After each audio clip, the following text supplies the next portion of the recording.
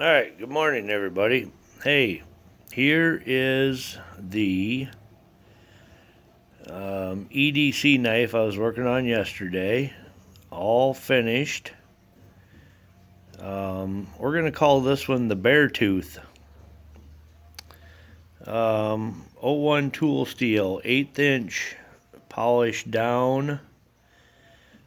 This will be, like I said in yesterday's video, this will be, I guess, a economy blade.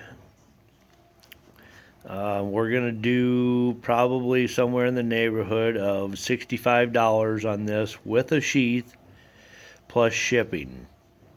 This one here, if you can see, was done with the burlap handle. It came out really nice. It almost looks like it's printed or painted on there, but I promise you it's not. Here is the top down, so you can see what it looks like. And I think it almost has a fiber optic look to it that way. So just wanted to give you guys the heads up.